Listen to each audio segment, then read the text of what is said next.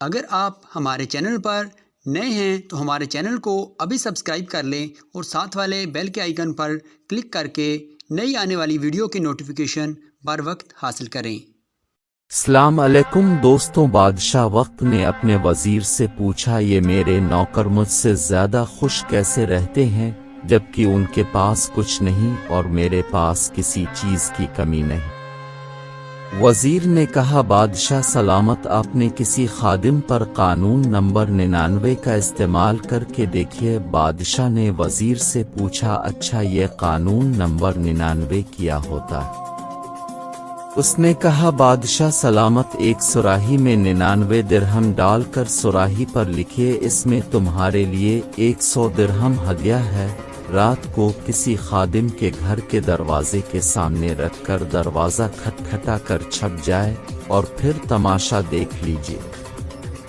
بادشاہ سلامت نے جیسے وزیر نے سمجھایا تھا ویسے کیا۔ بادشاہ نے ایک سراہی میں 99 درہم ڈالے اور اس پر لکھ دیا، یہ 100 درہم تمہارے لیے ہدیہ ہے۔ بادشاہ نے ایک خادم کے دروازے پر رکھ دیا اور دروازہ کھٹکھٹایا اور چپ کر تماشا دیکھنا شروع کر دیا۔ اندر سے خادم نکلا، سراہی اٹھائی اور گھر چلا گیا۔ درہم گنے تو 99 نکلے جبکہ سراہی پر لکھا ہوا تھا کہ 100 درہم۔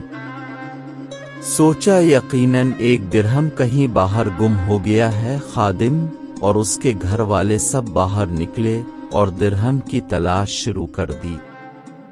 ان کی ساری رات اسی تلاش میں گزر گئی۔ خادم کا غصہ دیکھنے کے قابل تھا۔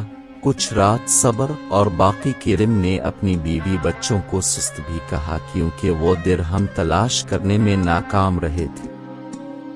دوسرے دن یہ ملازم محل میں کام کرنے کے لیے گیا تو اس کا مزاج معتدل، آنکھوں سے چکراتے، کام سے جنجلاہٹ، شکل پر افسردگی یا تھی۔ بادشاہ سمجھ گیا کہ 99 کا قانون کیا ہوا کرتا ہے۔ لوگ ان 99 نعمتوں کو بھول جاتے ہیں جو اللہ تبارک و تعالیٰ نے انہیں عطا فرمائی ہوتی ہے اور ساری زندگی اس ایک نعمت کے حصول میں سرگرداں رہا کر گزر دیتے ہیں جو انہیں ملی نہیں ہوتی، اور یہ والی نعمت بھی اللہ کی کسی حکمت کی وجہ سے رکی ہوئی ہوتی ہے جسے عطا کر دینا اللہ کے لیے بڑا کام نہیں ہوا کرتا۔